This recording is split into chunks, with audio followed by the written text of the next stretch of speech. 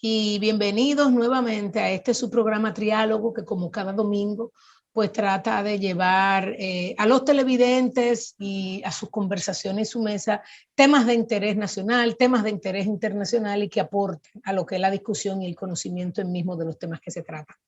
En el día de hoy nos acompaña el economista Raúl Ovalle, economista sociodirector de la firma analítica y además con una vasta experiencia en temas fiscales, monetarios y financieros. Hoy estaremos desarrollando un programa en torno a las últimas noticias internacionales, el incremento, como ya habíamos hablado en programas anteriores, que se está viendo a nivel internacional de las tasas de interés, la caída en algunos precios de commodities internacionales importantes para la República Dominicana en su impacto y pues claramente cómo se han ido comportando los commodities. Eso lo vamos a hacer en el primer segmento. En el segundo segmento estaremos tratando cómo todo eso se ha ido reflejando en lo que es la política monetaria de la República Dominicana. Sabemos que fuimos de los países que de manera previsoria comenzó un proceso de ajuste de tasa de interés y de una política monetaria un poco restrictiva meses antes que lo hiciese las autoridades monetarias de Estados Unidos y de grandes potencias. Esto nos ha permitido ir avanzando poco a poco en los incrementos de tasa y en los ajustes monetarios necesarios, vis a vis con algunos países que han sido quizá un poco más agresivos, lo han incrementado de manera muy fuerte. Pero sabemos que esto también se ha vinculado a que hemos estado generando más divisa y esto nos ha ayudado a que la política monetaria para mantener la estabilidad cambiar y la estabilidad de precios ha podido ser de cierta manera gradual. Y hoy vamos a estar analizando en este segundo segmento el entorno en el cual, bueno, la nueva noticia de otro incremento en la tasa de política monetaria, pues lo vamos a ver en el mercado local. Y vamos a terminar haciendo un análisis y comentando de cómo todo esto se traduce a la banca, a los consumidores de productos financieros, a la estrategia que hay en la banca y obviamente la necesidad de la banca reaccionar a estos cambios para poder estabilizar las mismas finanzas dentro de la banca y mantener los niveles de solvencia y de estabilidad que ya por muchos años tiene la banca y que la hace brillar en el resto de la América Latina. Gracias por su tiempo. Nos vemos en un momentito en nuestro primer segmento.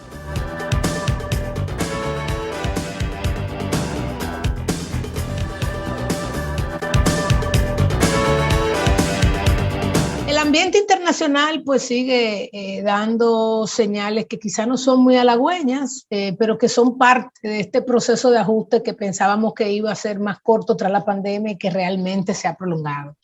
Como hablamos en programas anteriores, estamos viendo a nivel internacional y lo que han llamado algunos como una secuencia de crisis, comenzando claramente por lo que fue la pandemia, ese momento en el que vivimos incertidumbre, luego la fuimos conociendo, nos fuimos adaptando a nivel mundial, vinieron las vacunas, esta primera ola de vacunas que obviamente tuvo una demanda desde mi punto de vista bastante buena y que ha permitido el retorno de ciertas actividades económicas.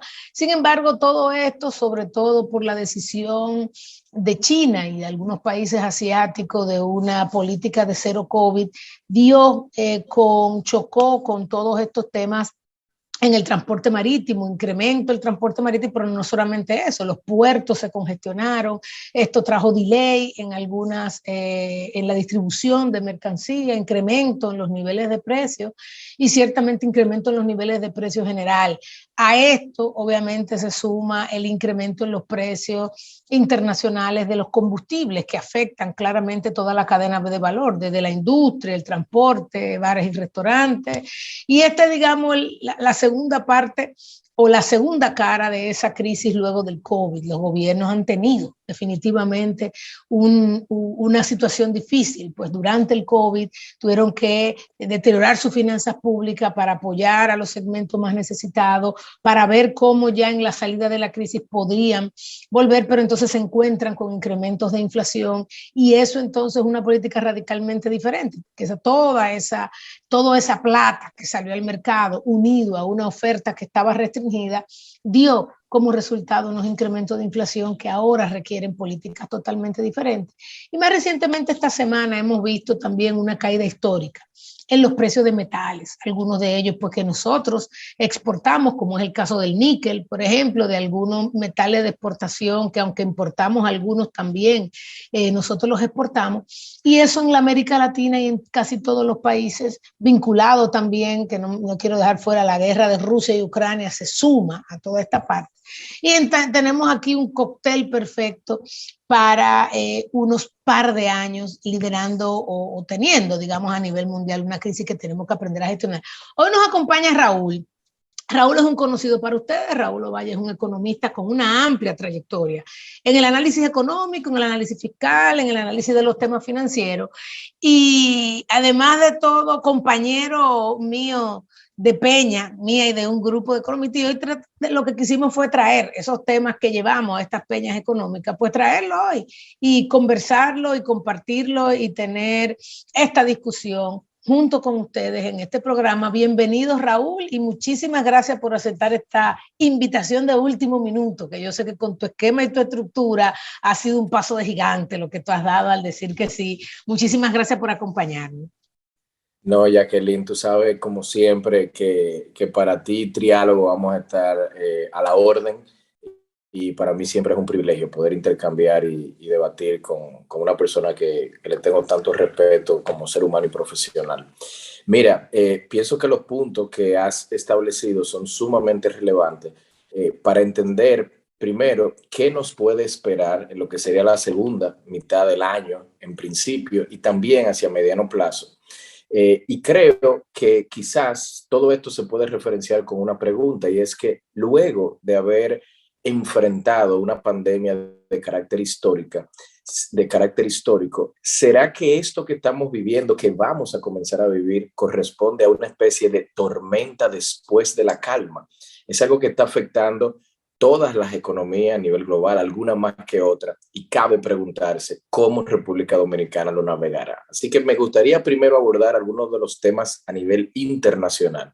Y pienso que a nivel de los commodities, como bien acabas de mencionar, hay que reconocer que en la medida en que los bancos centrales del mundo, y cuando decimos del mundo, yo quiero ser enfático en que nos estamos refiriendo específicamente al Banco Central de Estados Unidos, al Banco Central Europeo, podríamos incluso incorporar al Banco Central de Inglaterra y recordar que entre esos tres bancos centrales prácticamente podríamos considerar alrededor del 30%, cerca de 35% del total de la inyección monetaria global. Por lo tanto, estudiar lo que estos bancos centrales están haciendo va a servir para entender cómo el flujo monetario del globo va a estar afectado en los próximos años. Y aquí hay que recordar que desde 2008 hasta justo antes de la pandemia, un periodo casi de 15 años, estos bancos centrales pues mantuvieron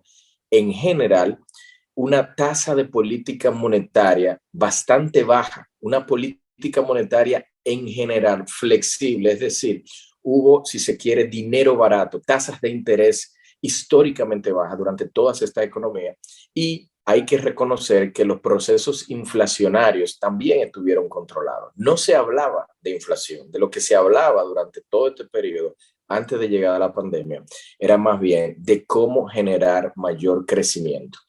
Una vez ya hemos batallado la pandemia, entonces llega el fantasma de la inflación, que como mencioné, estuvo ausente durante todo este periodo. Y por supuesto, este fantasma de la inflación llega luego de que para batallar la pandemia, estos bancos centrales hayan tenido que tomar posturas muchísimo más expansivas de lo que ya tenían. Y en adición hubo incrementos importantes de gasto público. La política fiscal se volvió mucho más expansiva para tratar de generar crecimiento económico y mitigar los efectos de la pandemia. Raúl, yo creo que también es importante decir que esos 10 años, 10, 12 años de política expansiva con tasa de interés prácticamente cero, y hubo años y momentos que era negativa la tasa de interés, ¿verdad? Vino a raíz de otra crisis, que fue la crisis financiera global.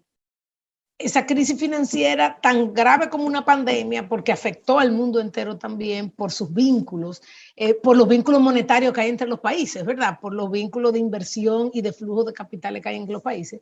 Y eso duró, el proceso de recuperación real, digamos que duró prácticamente 6 años, el real, porque lo otro fue tratar de llevar a la economía a los niveles al que veníamos de una gran burbuja. Veníamos de esa gran burbuja que se desinfla y se desinfla más de la cuenta. Hay 6 años de recuperación y otros 5 o 6 que, como tú dices, fueron los años de gloria, crecimiento, commodity barato. O sea, fueron unos años realmente buenos. Y entonces ahí llega la pandemia. Y creo que eso es interesante porque sé que vas a abordar en un rato cómo nos vemos a futuro y qué es lo que tenemos que esperar. Mira, es una excelente aclaración la que hace y quizá para los amigos televidentes uno podría utilizar la siguiente analogía. La crisis financiera global y la recuperación fue algo más como una especie de maratón, si lo pensamos en términos de una carrera. Fue más lenta, mucho más gradual esa recuperación. Necesitó de más tiempo y por lo tanto de mantener de forma más persistente esta política. En el caso de COVID, si bien la crisis fue muy súbita y bien profunda, se pareció más a una carrera de 100 metros, en el sentido de que fue bastante rápido la manera en como muchas de las economías, vía estas políticas, insisto, expansivas, tanto a nivel monetario como fiscal, pues permitieron una recuperación que, por cierto, República Dominicana a nivel global destacó en cuanto a esa velocidad de recuperación. Entonces, habiendo dicho eso, es relevante reconocer que todas estas políticas expansivas que se tuvieron que implementar durante COVID hoy deben ser corregidas, porque no hace sentido mantener políticas fiscales y monetarias tan expansivas en un mundo donde ya la recuperación venía llegando. Entonces, esto, por supuesto, ha generado un proceso inflacionario que, como bien mencionaste, se le agregan otros choques que no estaban en el panorama. El principal de ellos, pues, el conflicto bélico que ocurre actualmente entre Rusia y Ucrania. ¿Y por qué ese elemento es tan relevante y cómo conecta para la República Dominicana? Pues tenemos que reconocer que aquí estamos hablando de dos grandes productores de commodities, de mercancía a nivel global. Si los países enfrentados fuesen, por ejemplo, adversarios históricos como la India y Pakistán, que no son grandes productores de commodities, sino lo que producen son maquilas, etcétera, quizás el mundo no se estuviera enterando en términos económicos de las consecuencias de un conflicto de esa naturaleza. El problema es que como Rusia, sabemos que produce cerca del 10%, 12% del total del petróleo del mundo, pues un conflicto ahí al cual se le agregan sanciones, pues claramente implica que la oferta de ese commodity a escala global se reduce, llevando el precio a que incremente. Y al ser un commodity tan relevante, el petróleo, también ocurre para gas natural, en cuanto a demanda energética, pues claramente esto va a conectar con la inflación de muchos países. En el caso de República Dominicana, por ejemplo, el componente de transporte en la inflación tiene un peso de cerca de 17%. Por lo tanto, no debe llamar a sorpresa que por la naturaleza de este conflicto tengamos que estar gestionando un periodo inflacionario pues mayor. Pero también hay otros elementos. Por ejemplo, sabemos que entre Rusia y Ucrania se produce una cantidad de trigo enorme que a su vez tiene conexiones con otros productos alimenticios, lo cual en su conjunto, junto con estos commodities energéticos, ha llevado a este gran incremento de precios. Y los bancos centrales, entonces, ante esta perspectiva de inflación más persistente, pues justamente reaccionan generando algo así como una explosión controlada. Están induciendo a que a nivel agregado, pues la demanda comience a reducirse, de modo que las presiones sobre precios pues cada vez se vayan desacelerando. La manera, la velocidad y la magnitud de cómo estos bancos centrales van a estar reaccionando, pues depende de la estructura de cada una de estas economías. Generalmente, siempre hemos visto que en la zona euro se enfrenta a la inflación de una forma muchísimo más súbita y severa que lo que en general lo hacen los americanos, que están dispuestos a más bien enfrentar temas vinculados al empleo de una manera muchísimo más enfática que lo harían sus contrapartes a nivel europeo. Y para ir concluyendo con estas ideas de lo que viene sucediendo a nivel internacional, pues también tenemos que reconocer que los mercados, cómo interpretan estos incrementos de tasa de interés, entienden y descuentan en la toma de decisiones que eventualmente se va a desacelerar la economía a nivel global. Y en el caso de Estados Unidos, que para la República Dominicana, al ser nuestro principal socio comercial, nuestro principal emisor de turistas, de donde recibimos la mayor cantidad de inversión extranjera directa, es la más clave para entender, pues aunque todavía no hay un consenso, ya hay un grupo importante de economistas, que por cierto, me incluyo dentro de ellos, que piensan que eventualmente la economía tendrá que entrar en una recesión. Y aquí quiero ser también claro con algo. Una recesión no significa una crisis. Una recesión, en este sentido, lo que quiere decir es una desaceleración requerida, una corrección en el mercado que eventualmente lleve a que estas presiones inflacionarias se reduzcan. ¿Cómo los mercados están entendiendo esto? Pues la demanda de algunos commodities, por ejemplo, metálicos, metales industriales como aluminio, estaño, zinc, que los requiere la industria global, por ejemplo, de la construcción, pues se han comenzado a verse en las últimas semanas por una reducción en sus precios, porque se está de algún modo visualizando que el crecimiento global se va a desacelerar y por lo tanto la demanda de estos commodities sería menor en el tiempo. Raúl, tú sabes que yo creo que aquí hay dos cosas además que tenemos que añadir. China hace 30 años, China en el mercado de bienes siempre ha sido un jugador importante y ese jugador ha ido aumentando en el tiempo y el tamaño, el impacto de China y cualquier decisión de ellos, pues hoy en día impacta más que hace 30 años. Y en todo ese panorama que tú dices, esa decisión de un cero COVID, de un cierre de uno de los productores mayores de manufactura a nivel internacional, pues ha producido también una reducción de la capacidad de oferta de muchos sectores que utilizan sus insumos y que utilizan sus bienes finales. Entonces, como tú decías, Raúl, tú tienes hogares que tienen transferencia del gobierno, que se les está pasando plata. Alguno de ellos durante la crisis estuvo mejor que antes de la crisis, porque se le comenzó a pasar una plata a algunas personas que ni siquiera estaban trabajando en su momento y no estaban generando un flujo. Y eso hizo obviamente que se generara una demanda. Junto a eso, Raúl, algo importante que voy a vincular a tu último comentario es que estas bajas tasas de interés incrementaron una demanda inmobiliaria fuerte e hizo obviamente un boom de ese sector de la construcción, sobre todo en este mercado de casas, en este mercado inmobiliario.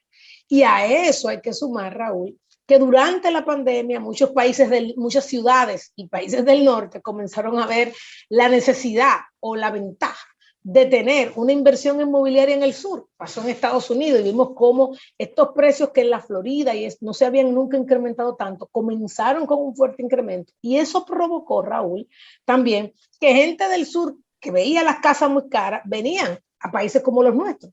En el caso nuestro hemos visto una fuerte demanda de los extranjeros, de los dominicanos no residentes, a comenzar a invertir, en vez de estar enfocado en invertir en inmuebles en Estados Unidos que han estado aumentando fuerte de precio, comenzar a invertir aquí. Y todo eso, con esas tasas bajas, era muy provocador, porque tú no solamente decías, bueno, me voy a ir a un país como Dominicana, o me voy a ir de Nueva York a la Florida, sino que esas bajas tasas de interés hacían atractivo endeudarse aquí o en Estados Unidos para llevar a cabo eso. Entonces tú tenías, como tú bien lo dices, un boom en ese sector que venía y se preveía. Pero al mismo tiempo, como bien lo dice, tenías una reducción de la oferta global. Y esa reducción de la oferta con un incremento en la demanda, con un incremento en la gente gastando plata, te daba estos incrementos en los niveles de inflación.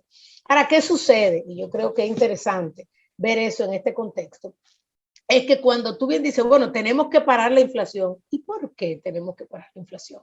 En uno de los programas que tuviste aquí, explicaba muy bien el hecho de cuando existe un ancla en la inflación y cuando no existe. Cuando existe un ancla y la gente sabe que la inflación va por ahí, el ajuste de precio tiende a estar en torno a esa ancla. Cuando se pierde el ancla y esa ancla es una expectativa de inflación X o esa expectativa es más alta y no se sabe cuándo, eso sale de control y eso comienza a generar inestabilidad en las economías y por ende las inversiones también se detienen y dicen, espérate, ¿cómo es que yo me voy a planificar en este contexto?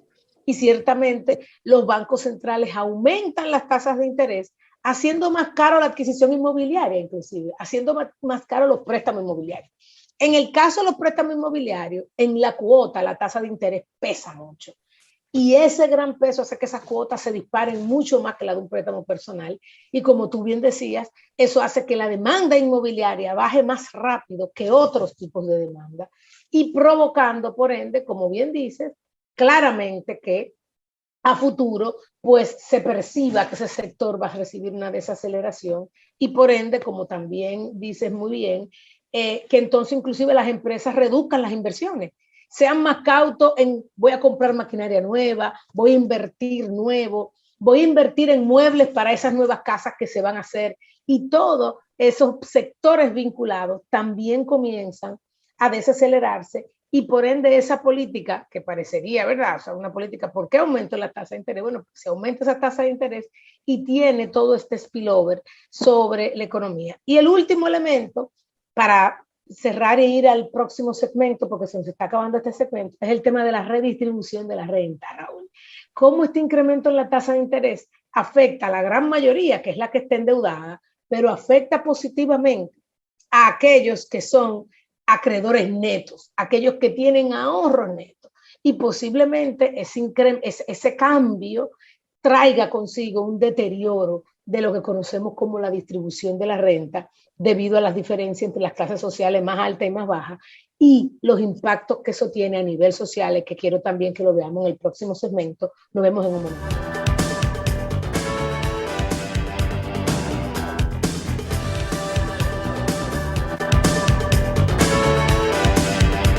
Raúl, como siempre, muy interesante la conversación. Y en este segmento me gustaría que abordaras y abordáramos más el tema de cómo todo esto se está viendo ya en las políticas económicas de la República Dominicana. Sabemos, ¿verdad?, este vínculo que va a haber por los flujos de capitales que existen y la inflación que está llegando y cómo ha reaccionado el Banco Central. Me encantaría que pudieses hablar de la diferencia de cómo ha reaccionado el Banco Central Dominicano vis a vis a otros bancos centrales, pero al mismo tiempo que hables un poquito en el contexto de la política fiscal, de cómo quizá de manera voluntaria o involuntaria hemos tenido también un ajuste fiscal en la política monetaria que también nos ha permitido quizá esta gradualidad en la política monetaria, dado que eso es un matrimonio y una danza conjunta. Y me gustaría tener tu opinión al respecto y un análisis de cómo ves y cómo entiendes que todo esto se está traduciendo internamente y la forma en que las autoridades locales lo están abordando. ¿Cómo no, Jacqueline? Mira, lo primero es que hay que reconocer la gran similitud que existe entre lo que ocurre en República Dominicana en términos de políticas macroeconómicas y lo que se ha venido dando a nivel internacional. Primero, recordar que durante COVID, la política monetaria de República Dominicana fue, en mi opinión, de forma bien oportuna y de hecho de manera también suficiente, sumamente expansiva, muy similar a lo que habíamos descrito de lo que ocurrió a nivel internacional. También se agregó una política fiscal que implicó incremento de gasto, que contribuyó al final esta combinación de política en medio de esta gran recesión, de esta crisis histórica que vivimos, pues a mitigar el daño. Vimos una economía en el 2020 que se contrajo cerca de 6,7%, pero fíjense cómo la combinación de esta política ya para 2021 implicó una recuperación más que compensatoria de la caída, porque República Dominicana creció sobre el 12%. Por lo tanto, fue bastante súbita la reducción, pero súbito también el incremento. Entonces, lo que ha venido ocurriendo encuentra una República Dominicana que ya venía creciendo. Y lo que las autoridades, ambas, tanto a nivel fiscal como monetario, sabía que eventualmente iban a tener que hacer, era comenzar a desmontar estos estímulos que solo tenían sentido en un contexto de crisis. Este desmonte de estímulos justamente ha implicado incrementos entonces en las tasas de interés. ¿Por qué? Pues esta expansión monetaria llevó a que la cantidad de liquidez, el dinero circulante, si se quiere, en la economía, medida a través de los distintos agregados que utilizan los economistas para esto, pues se haya expandido a tasas históricamente altas. Y como bien sabemos, cuando la oferta de un bien, cualquiera que sea, pues comienza a aumentar de forma desproporcionada, pues el precio de ese bien pues se reduce, y en este caso el precio del dinero sabemos que es la tasa de interés. ¿Qué ocurre cuando el Banco Central entonces revierte estas medidas? Comienza a retirar liquidez del mercado, pues exactamente lo opuesto, y ha llevado a que las tasas de interés pues tengan que aumentar. ¿Por qué querría el Banco Central que esto ocurra? Pues de no hacerlo, el problema inflacionario, como bien habías descrito previamente, se puede volver algo mucho más estructural. Puede terminar o puede ocurrir que los consumidores, los hogares, las empresas entiendan que hacia adelante, durante el proceso de toma de decisiones, va a haber eventualmente cada vez más inflación y tomen decisiones en base a esa expectativa. Y esto es algo que no solo Banco Central de República Dominicana, pero cualquier banco central siempre debe cuidar de que las expectativas de esta evolución de precios estén, como dirían los economistas, ancladas. ¿Y ancladas en qué? En la meta que promete el Banco Central, el compromiso del Banco Central, que en República Dominicana es de 4%, en un rango entre 3 y 5. Tenemos, de hecho, un Banco Central que goza de mucha credibilidad por no solamente el capital humano, pero lo que sería el track record, ¿no? El currículum que tiene en cuanto a la gestión de política monetaria e inflación, bastante exitosa. Yo diría que de las más exitosas incluso en toda la región. Y eso es algo muy positivo. Es algo que el Banco Central Dominicano va a cuidar a toda costa. Y para ello, si tiene que continuar aumentando tasas, y de hecho la evolución de la inflación así lo amerita, pues continuará haciéndolo. Hay algo para mí también relevante de cara a este contexto que habría que mencionar, y es cómo el conflicto afecta algunos factores, el conflicto bélico me refiero, Rusia-Ucrania, afecta la realidad dominicana, y hay que recordar que en cuanto a los metales, que ya lo habíamos mencionado previamente, República Dominicana pues era uno de los principales socios comerciales. De hecho, en el año 2020 fue el principal socio comercial de Ucrania en la región Latinoamérica y el Caribe, justamente importando metales, productos metálicos, Jacqueline, que se utilizan como insumo mayoritariamente en el sector de la construcción. Sector que cuando uno mira los últimos 30 años de crecimiento en la República Dominicana, de manera directa es el sector que más ha contribuido al crecimiento. Para poner cifras a esta idea, solamente cabe recordar que en los últimos 30 años República Dominicana crece en promedio, en términos reales, 5%. 1% de los crecimientos más elevados de la región. De ese 5%, alrededor de 0,8 provienen directamente de la construcción, 0,8% de ese 5. Entonces, el hecho de que tengamos a nivel global un conflicto bélico en un país de donde nosotros importamos metales, y que por lo tanto esos metales ya no vayan a llegar aquí, implican que al menos momentáneamente vamos a tener una escasez de estos metales en los mercados locales, que va a llevar a que los precios, y ha llevado a que los precios de estos metales estén aumentando. ¿Por qué yo quise ser reiterativo con esto? Porque ya habíamos mencionado que en el contexto global los precios de los commodities han estado cayendo, pero puede sonar antiintuitivo que localmente los precios del metal en República Dominicana esté aumentando. Y esto se debe, insisto, a esta incidencia específica de lo que se importa de Ucrania, que me parece, Jacqueline, no sé si compartes la opinión, de que va a ser un efecto más permanente que transitorio, porque una vez se llegue a un eventual acuerdo de paz y comiencen a reducirse las sanciones, pues el metal que previamente Ucrania exportaba, pues probablemente lo va a utilizar en su propia reconstrucción. Y todo esto ha llevado a que el proceso inflacionario que había yo descrito previamente, que surge producto de estas políticas expansivas que se requirieron durante el periodo de COVID y que se vienen desmontando, pues se agrega uno adicional que proviene de un elemento que las autoridades dominicanas no controlan, y es el hecho de que, producto de este conflicto, tengamos incremento de precios en muchos commodities que obviamente registran en lo que sería la inflación local. Por último, me había pedido alguna opinión sobre la política fiscal.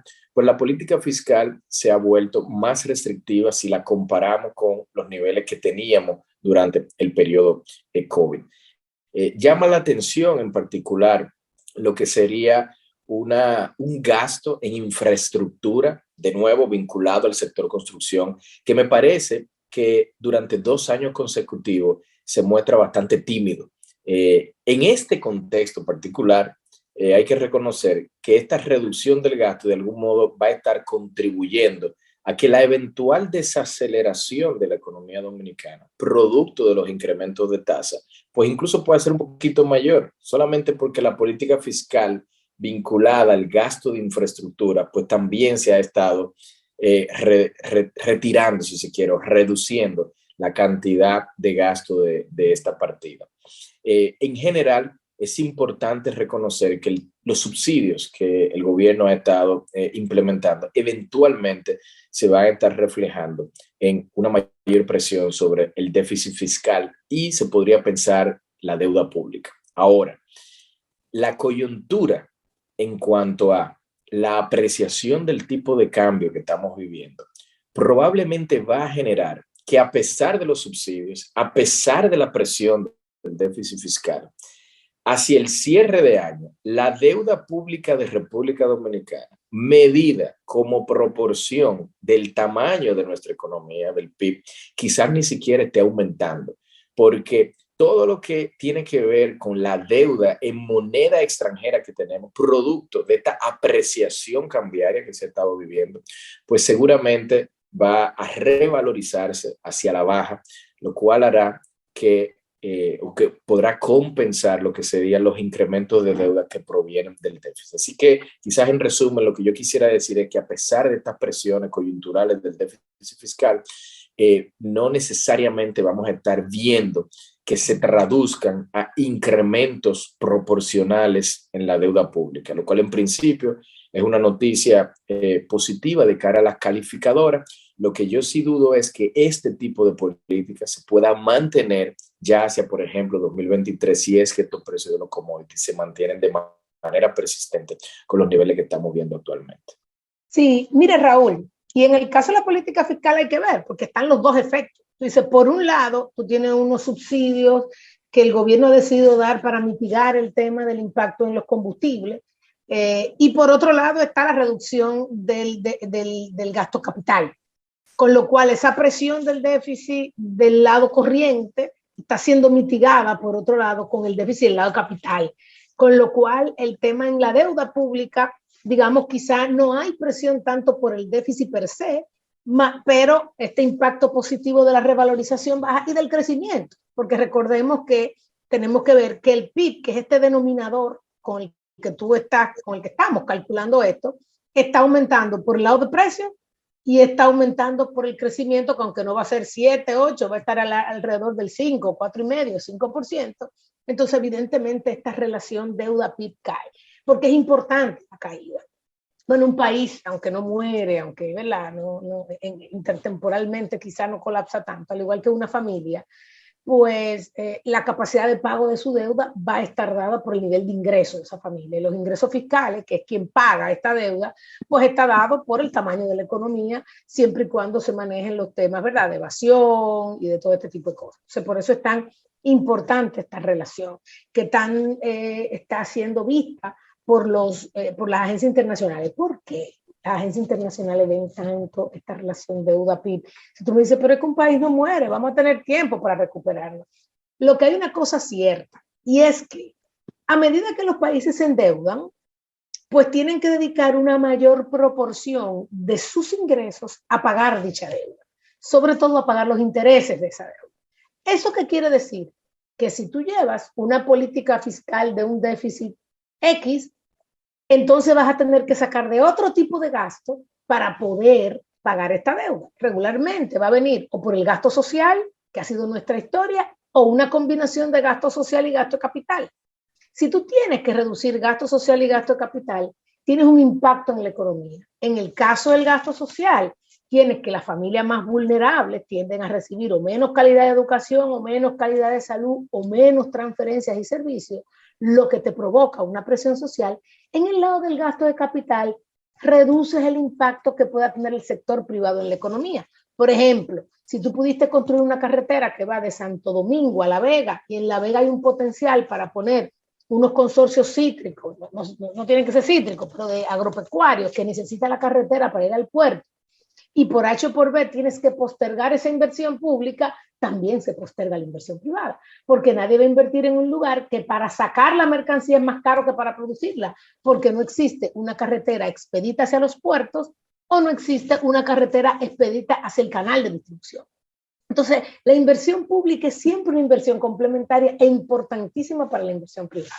Dicho esto, claramente, yo también veo este tema de la política fiscal, porque entonces tú dices, bueno, pero en un esquema donde las tasas de interés están elevadas, donde tú tienes una demanda restringida, oye, es necesario un gasto fiscal en infraestructura.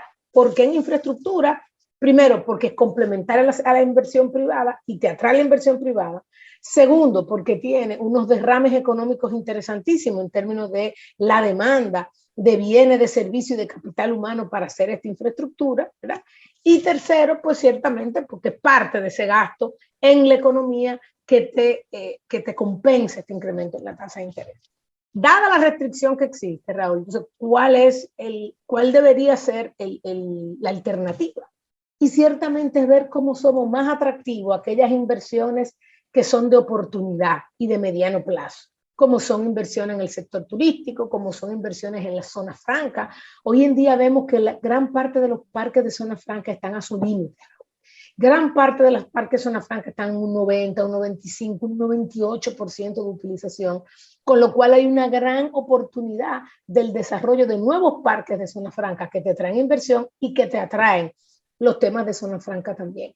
Por otro lado, obviamente, el sector turístico, que es naturalmente un sector que va a seguir creciendo, el turismo va a seguir desarrollándose, hay oportunidades de desarrollo turístico en República Dominicana, creo que eso también, y otras inversiones, dado el ambiente que tenemos internacionalmente, que podamos traer por la coyuntura a República Dominicana vis-a-vis el resto de América Latina. En el programa pasado, pues comentaba cómo este termómetro democrático se está complicando en toda la América Latina y cómo la inversión privada está buscando en países donde las rentabilidades son altas, como en América Latina, pero que tengan una mejor perspectiva política, social y estabilidad, y ahí la importancia de la estabilidad política. Siempre digo, mira, a las empresas les encanta a los países donde no es que tiene que haber un solo partido, sino que por lo menos la perspectiva de desarrollo que exista entre los diferentes partidos sea una perspectiva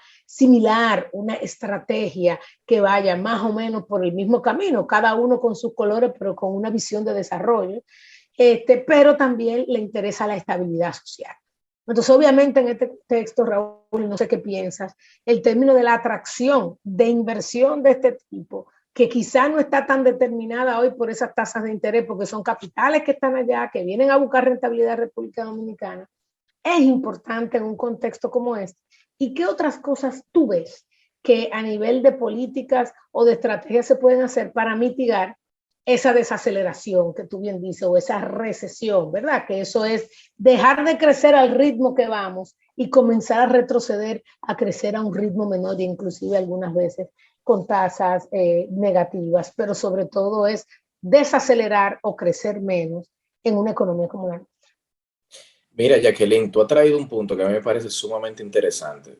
Todo esto que tiene que ver con la inversión extranjera y el contexto que estamos viviendo actualmente. Quizás me gustaría comenzar con una cifra para poner en perspectiva para la teleaudiencia a qué nosotros nos estamos refiriendo. Fíjense que durante COVID, que fue un golpe a la economía global sumamente importante, la región que más fue afectada en términos de inversión extranjera directa fue América Latina.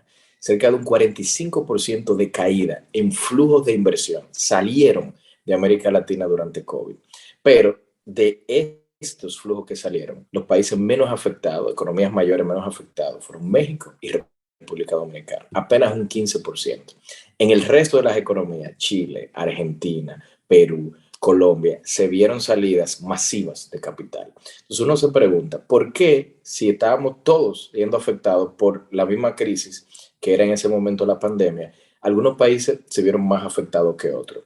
Y la razón, mi hipótesis, que va en línea de lo que mencionabas, es que República Dominicana y México se caracterizaron durante todo ese periodo por mantener paz social, por mantener estabilidad política, no así en estos otros países. Así que si adelantamos 2 años al contexto actual, lo que estamos viendo es que por primera vez en la historia y de manera simultánea, las principales economías de esta región están siendo gobernadas por partidos de ideología de izquierda en general. Y aquí yo no quiero calificar si una ideología de izquierda o de derecha es positiva o negativa, no ese es el punto, sino reconocer que históricamente los mercados han tendido a penalizar a aquellos gobiernos que se perciben tienen mayor riesgo de generar o esta inestabilidad política y social y o a que por el tipo de ideología no sean, como se diría en inglés, market friendly, y no necesariamente estén a favor de políticas que incentiven esta inversión. Pienso que tenemos que ir a una breve pausa, pero pudiéramos en el próximo segmento pues retomar estos elementos que estamos ahora discutiendo. Nos vemos en un momento.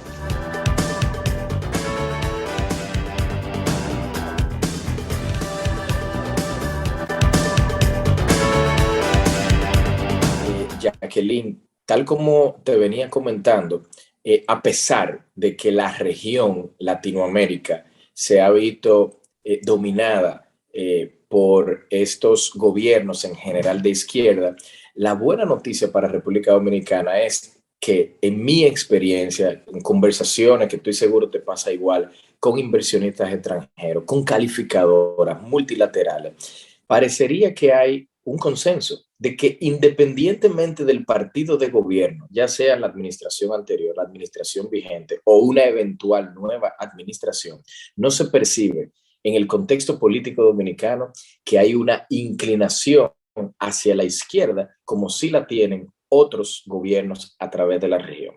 Entonces eso hace que República Dominicana destaque cuando también se le agrega a que hemos tenido un periodo de casi 30 años de paz social y estabilidad política, de que si bien se puede esperar que en el próximo quinquenio la región latinoamericana en su conjunto vaya a haber salidas de capital, es posible que parte de esta salida de capital pues se traduzca una entrada de capitales a República Dominicana en sectores clave, como ya lo has mencionado.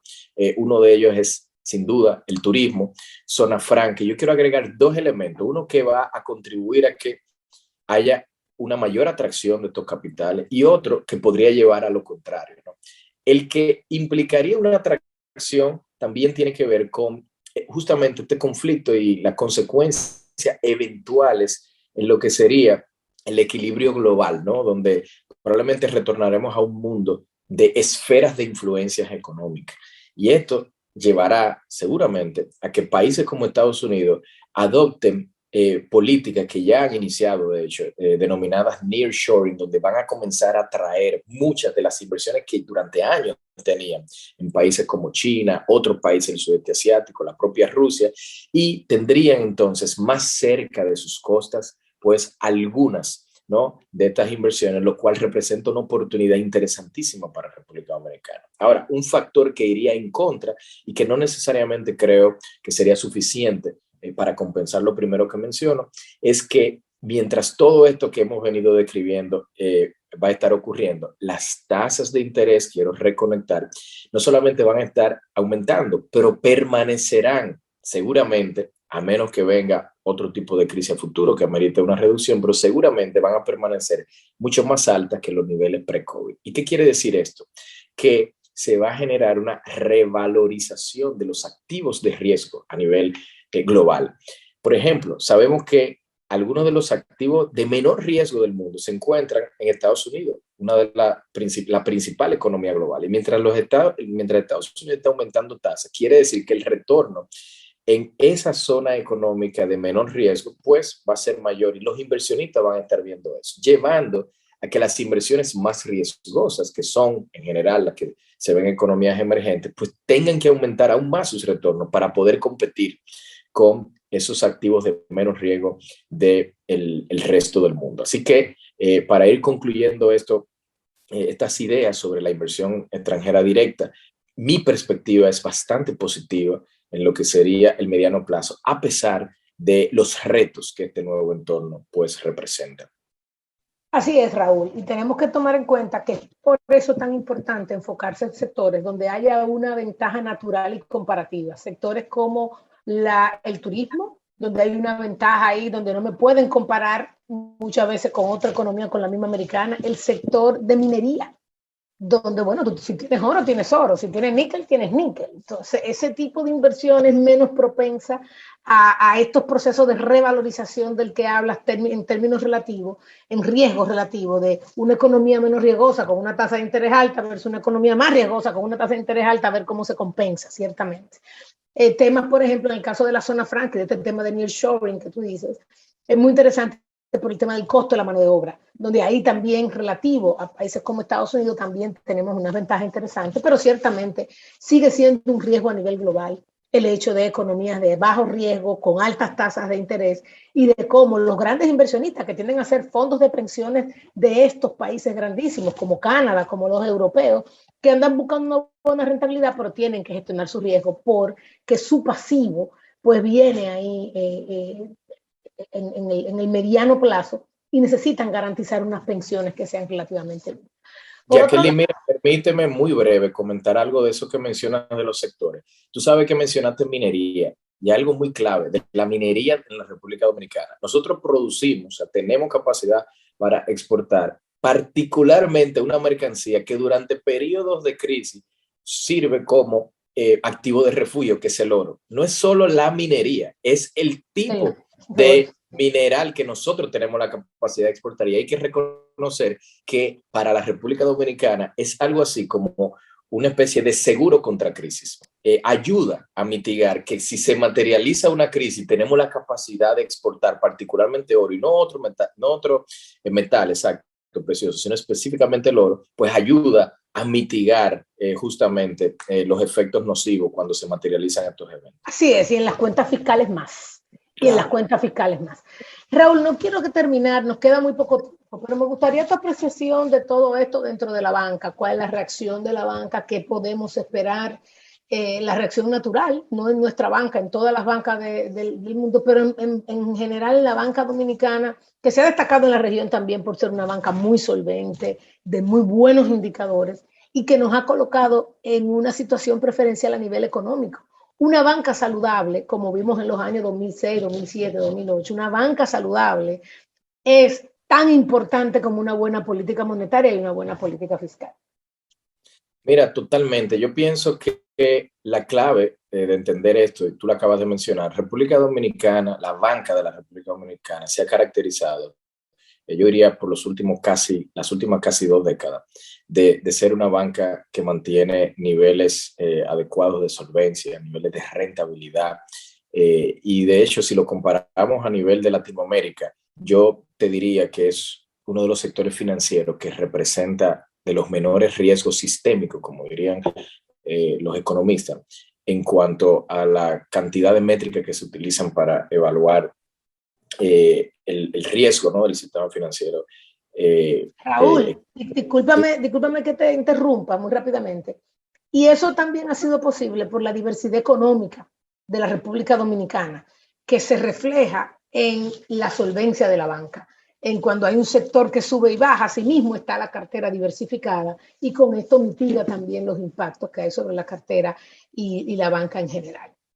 Eso es clave, porque si la República Dominicana operara como ocurre en algunos otros países, con una alta dependencia de sectores puntuales, entonces nada, en los periodos de boom, donde esos sectores están creciendo, pues tanto la economía en general como la banca en particular que los financian, que la financia, pues seguramente van también a vivir un boom, pero si por alguna razón, por alguna crisis o lo que fuese, esos sectores claves se desaceleran, pues podrían llevarse o a la banca o a la economía de encuentro. Y no ocurre aquí, tal cual como lo has mencionado, por esa gran diversificación que tenemos. Así que, partiendo de ese contexto, ¿qué nosotros podríamos decir? Durante COVID era muy complejo prestar.